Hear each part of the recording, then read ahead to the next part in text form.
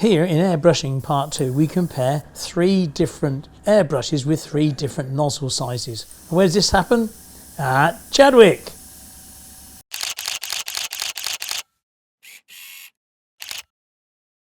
Hi, welcome back to Chadwick Model Railway. I'm Charlie, and as you can tell I've got a bit of a cough and a cold, but bear with it, I've got a release schedule to keep up with. Right, airbrushes Part 2 then. What I'm doing in this video is I'm comparing 3 brushes, my more expensive Krios PS 771, the Iwata Eclipse, and my cheaper Iwata Revolution. Right, so we'll check out these performances, because the difference between these is, one of the fundamentals, is the nozzle dimensions, because this one has a 0.18 nozzle, this has a 0.35 and this has a 0.5, so we can see the differences to help you choose the right one should you wish to go down the expensive route of buying airbrushes. Because the price of these is eye-watering.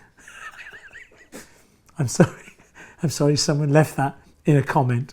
Eye-watering, I thought it was brilliant. Right, first things first then. I need to apologise for last week, because I was using this Tamiya paint with this face mask, because this is what I use for my acrylic paints. However, spacebar, this isn't a standard acrylic paint, because I was assuming that acrylic paints are water-based. This is a spirit-based acrylic paint, so therefore you need a gas and vapour filter, kind of like this, my sort of big one for the 3M. And someone was asking about these filters, what type they are. They're 3M Alpha Bravo Echo 1. That's ABE1. That's the sort of clip-on filters that I use on here. So I believe that's the right filter to use, but please don't take my word for it. I can't be responsible for your health and safety. I've done some research, and that's what I've sort of come up with. A pair of these filters is £20, which is considerably cheaper than a pair of new lungs. Next bit is really all about paints. Now this, I work a strategy here called crawl, walk, run. So just like a child, we start with a crawl. It's a learning process. We don't really know what we're doing, so we take very small tentative steps and we learn as we go along. Once we've got the hang of the basics, then we can move into the walk phase, and then you know what you're kind of doing, you know how your equipment works, and you have a little more confidence. And then of course eventually you come into the run phase, where you provide muscle memory, you know exactly how it's going on, you know how to strip these down, you know how to clean them, and you know how to operate them and get decent results. Crawl, walk, run. We are just starting to crawl. Now the boring bit, physics. I think there are 4 variables to do with airbrushing you need to get right. The first one is you need the correct air pressure into your airbrush. The second thing is the viscosity of the paint, i.e. the paint mustn't be too thick or too thin. The third thing is the nozzle size, which I mentioned earlier. And the fourth thing is the nozzle to the subject distance, because obviously the closer you get in, you're going to get a different effect with the paint. Right, okay, so first things first, let's have a look at this compressor. This isn't the ideal compressor. It doesn't have a reservoir tank, so therefore when it produces air, it produces it in spurts, because there's a piston inside. Now hopefully you can hear that on my microphone. So the piston produces the air and it comes up in sort of spasms, as opposed to having a tank which would then charge up to say 20 psi, and then it would be continually topped up. So this doesn't work like that. It's a little bit more agricultural, let's say. But what it does have is an adjustable valve, and what it also has is a pressure gauge. Now I think these are absolutely essential. You must be able to change the pressure, you must be able to read the pressure, and also have some form of water trap to make sure there's no moisture getting into your airbrush. So this is kind of 80% of the way there, but ideally it would be nice to have a reservoir tank. Okay, that's that one sorted out. So where do we go from there? Well, the next thing is your airbrush. Now when I turn this on, hopefully you can see the pressure rise to round about I think it will be about 22 psi. But when you set the pressure, you need to set the pressure with your airbrush open. So hopefully that says 20 psi, but if I release this, the valve will probably go up to about 22. But when you set your air pressure, set it with the valve of your airbrush open. Absolutely essential. Right. Obviously the nozzle is dictated by the airbrush you're using, so we can't change that, but we can change the distance between the airbrush and your subject, and we'll go into that in a little bit later. But let's talk about viscosity of paint. Last week I showed you the Tamiya paint that I had thinned down, and we used it to do some sort of drawing on a board. And there's a ball bearing inside it. Now, if you've never done this before, I suggest that you don't do this. I suggest what you actually do is go and buy a set of airbrush paints. Now these retail at £32.95 for 10 bottles. Well, that works out about £3.30 per bottle, which actually isn't that bad. And these paints are pretty good because they're the ideal sort of paints that you would use in your airbrush when weathering your wagons. Now, if I just run through some of the titles, such as dark rust, light rust, raw sienna, old oil, blue-grey smoke, opaque white, fertile soil, soft dirt, light dust and smoke. So these are kind of decent colours to use. So if you buy yourself a pack of these, and I'll try to leave a link in the Show More tab, where you can get a set of these, and then it's easy because you've got the right consistency for your airbrush straight away. If there's nothing here that you want, then I suggest you invest in the Vallejo Air range, because those bottles there are already pre-mixed for an airbrush. What I don't want you to do is mix up your own paint and find it's not working very well when you go to use it. And the other thing, of course, is your airbrush. When you use it, this is a double action airbrush. You press the button down and you release the air. When you pull it back, you release the paint. The further you pull it back, the more paint you will get. And this is called muscle memory now, is you need to remember which way you do this and how far you need to pull it back. When you finish with your paint, you don't take your finger off, you let it roll forward to turn the paint off, and then you let go to turn the air off. Double action airbrushes, but you must turn the air on and off prior to the paint. So on with the air, on with the paint, off with the paint, off with the air. It is quite straightforward, but you need to know exactly how these things work. So you've got the air pressure on your compressor coming into your airbrush, and then you use the trigger then to control both the air and the quantity of paint. Beautiful. You may have noticed on here I have a quick release valve. I bought these on eBay. I think there was 5 of these nozzles to one of these female connectors, and I'll try and leave a link in the Show More tab. I think they were about £6 delivered. I mean, you can't go wrong with these things. So now for a trial between the 3 airbrushes to see which of the nozzle might be suitable for you. So I'm going to start with the PS771, the more expensive fine art type brush. Now I'm not going to use the ComArt paints because they are very, very thin and they ought to be built up in layers. So I'm going to revert to using the Tamiya blue that I used on the last video. So I've loaded that into the PS771, so we'll have a look. Now when I come to do the fine drawing of letters, with that brush you can remove the crown to get right in close. And when I say close, I mean sort of 1 centimetre from the paper.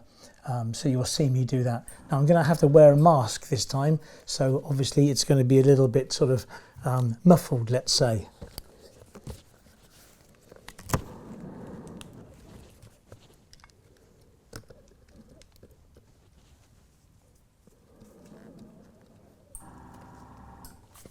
and the air pressure is set to 20 psi.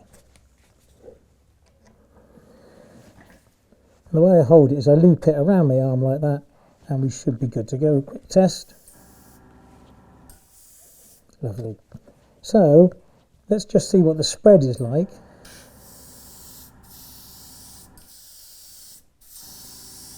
So it is capable of putting paint down, and then the further I get away, the thinner it becomes. But the skill with this brush is actually the close-in work.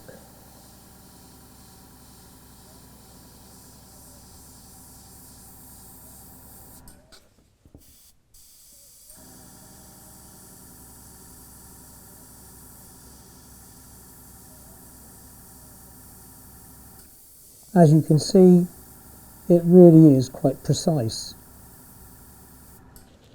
Now if I take away the crown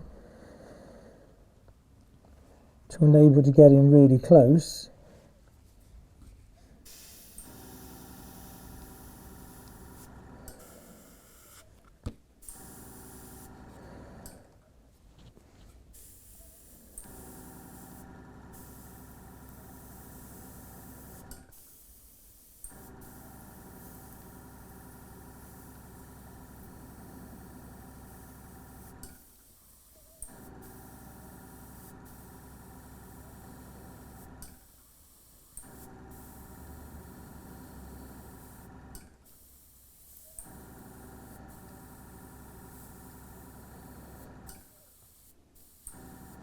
and as you can see, it really is a fine sort of gun.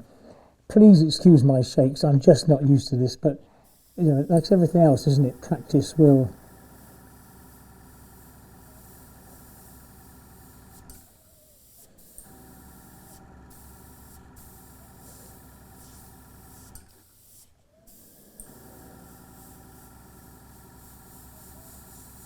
It's beautiful.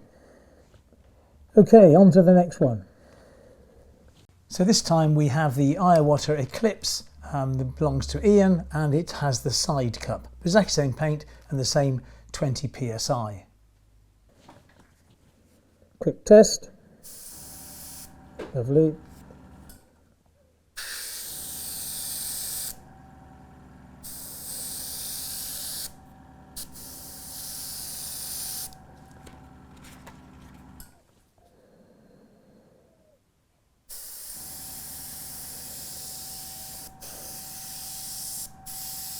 Yeah, a bit of dust just blowing through here. It's absolutely fine now. And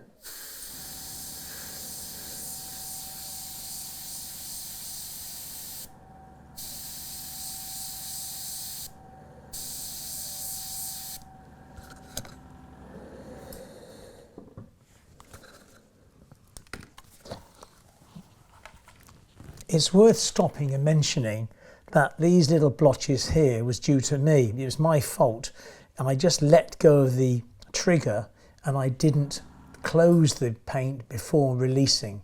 And it's just you know, it's what do you call it, muscle memory. It's trying to remember to do it in the right order.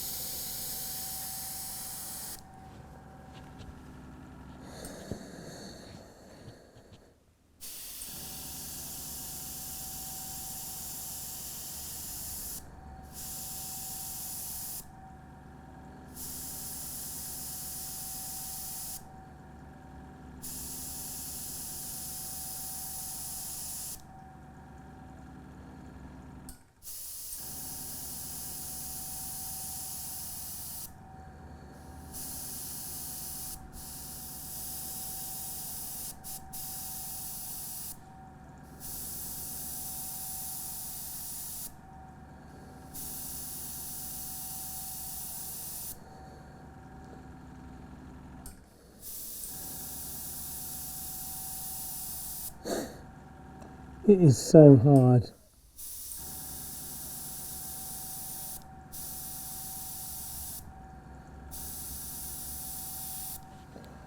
Clearly it's quite agricultural when you compare it to the previous one. See what the dots are like?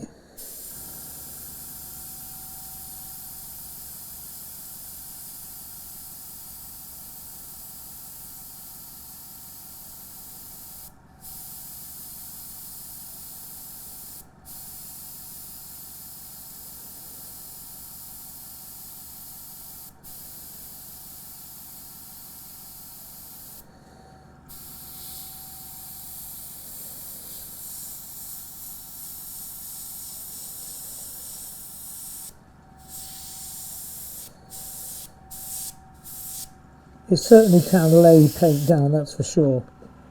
Good paintbrush, but good airbrush, but it doesn't do the fine detail that obviously the other one does. Right, finally onto the revolution. And so on to the final furlong, and here we have the Iwater revolution, and as you can see it has a jar, and obviously you can have interchangeable jars. So having finished with one colour, I could then put airbrush cleaner in this one, and then perhaps run into another colour. You know, I might want to run into browns or greens doing landscape where I want a large volume of paint. Whether you consider it's worthwhile, I don't know. I think I'm going to invest in a Iwater Eclipse with a centre cup over the next couple of weeks. I do like the feel of Ian's, but I would prefer the centre cup rather than the side cup. I like a larger cup, but we'll see what goes. Anyway, let's give this a trial and see how it gets on. But this is a 0.5mm, so this isn't going to hang around. This is going to put down a great deal of paint. Holding this one's easier because you've got the jar to hold on to. So quick test. Lovely. And putting paint down.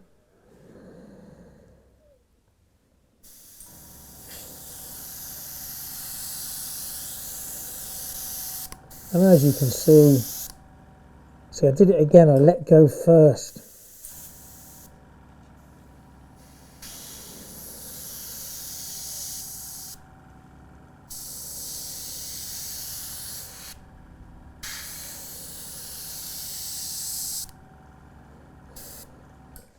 Okay, let's see the fine work then.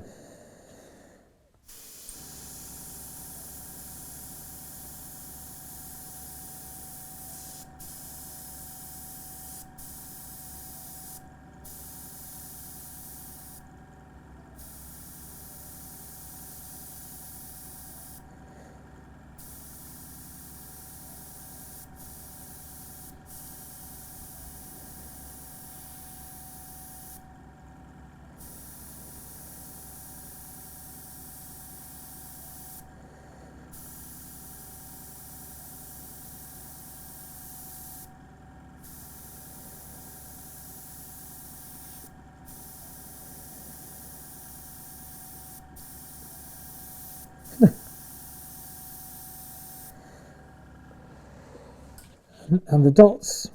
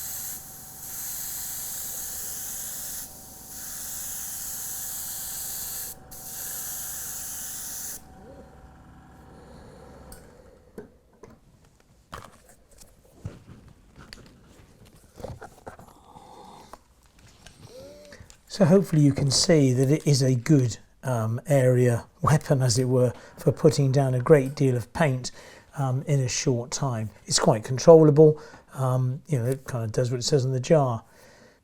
So now it's worth comparing the text to show the difference in the needle size. So here we have the Revolution Chadwick, and there we have the Eclipse Chadwick, and if you remember the original Chadwick from the PS772. So you can see these are very much horses for courses. Now, I made a mistake earlier saying the nozzle size is what you're stuck with. Well, that's not true, because some airbrushes you can actually just, you know, order in a new nozzle and a new needle. Obviously they come as a match pair because one fits inside the other. So for certain brushes you can change the needle and nozzle size, and that may well affect your choice in airbrush. Now, before I put all this stuff away and clean these airbrushes, I need to do one more thing, and that is to shoot the opening sequence.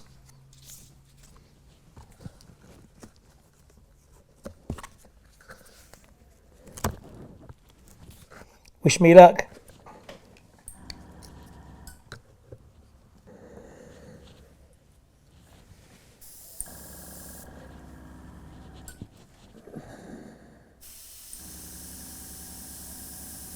Clearly I had sped up that piece of footage times 6. Anyway, there we are. To wrap up this video, that's the part, that was airbrush part 2. Airbrush part 3 will take place in 4 weeks' time, and we'll consider using enamels as well as acrylics, and of course using the airbrush on rolling stock itself. So that should be something well worth tuning into, and hopefully this cough and cold will be gone. I'm sorry if it's been a bit off-putting, but we are where we are. Anyway, next video in 2 weeks' time, we'll be back on the layout, so a little bit of light relief there, and hopefully putting that helix to bed and sorting out a few more issues around the branch line station. So there we go, stay tuned. In the meantime, of course, I'd like to thank the patrons. Patrons, you make it all worthwhile, and I couldn't do it without your help. Thank you very much indeed. If you're not a subscriber, you should be ashamed of yourself. There's the button, it's free. A video here and here. See you in 2 weeks' time. Thanks, take care. Bye-bye.